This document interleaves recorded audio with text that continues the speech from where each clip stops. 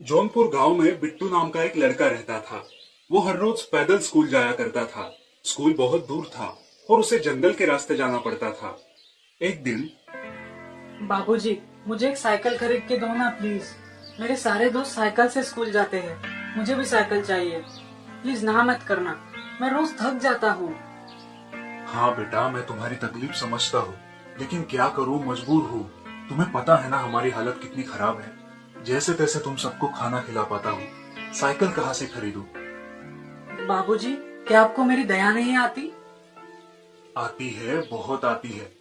तो मैं थोड़े थोड़े पैसे बचाता हूँ और अगले साल तुम्हारे लिए एक अच्छी वाली साइकिल खरीदूंगा, ठीक है? यह क्या बाबूजी, अगले साल? मतलब मुझे और एक साल पैदल जाना होगा। नहीं नहीं, ये बहुत कठिन है। क्या फायदा ऐसी जिंदगी का। एक दिन जब बिट्टू स्कूल से घर लौट रहा था, उसे रास्ते में एक साधु मिले। पुत्र, मुझे जौनपुर जाना है, क्या तुम मुझे सही दिशा बताओगे? हाँ हाँ स्वामी जी, मैं वही जा रहा हूँ, चलिए मेरे साथ। इस तरह दोनों चलते चलते जौनपुर पहुंच जाते हैं। पुत्र, मैं तुमसे बहुत प्रसन्न हूँ। मांगो, तुम्हें क्या चाहिए? सच? मैंने तो सिर्फ किताबों में ही पढ़ा था कि वरदान देने वाले भी साधु होते हैं। दरअसल मेरा स्कूल बहुत दूर है।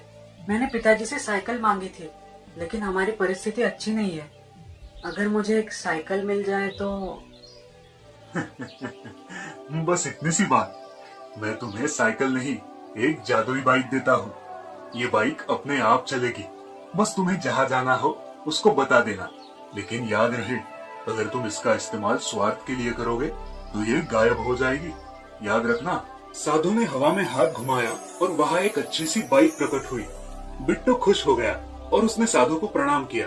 साधु वहाँ से निकल पड़े। बिट्टू खुशी खुशी अपने बाइक पर बैठा।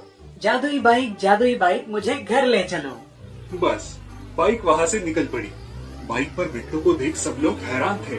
बाइक घर के पास आई और रुक गई। बिट्टू ने अपने माता पिता को सारी बात बताई। अरे वाह बेटा, स्वामी जी बहुत ही दयालु है।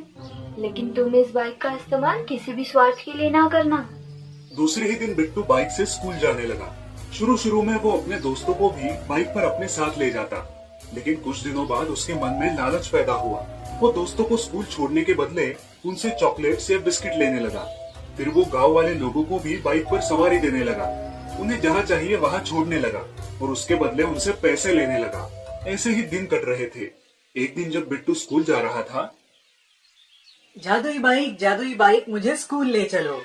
लेकिन चमत्कार हो गया। बाइक गायब हो गई और बिट्टू धम से जमीन पर गिर पड़ा। ये सारी घटना बिट्टू की माँ देख रही थी। देखा, तुम्हारी लालच की वजह से बाइक गायब हो गई। अच्छा हुआ, अब बाबूजी अगले साल नई साइकिल देने तक पैदल स्कूल जाओ।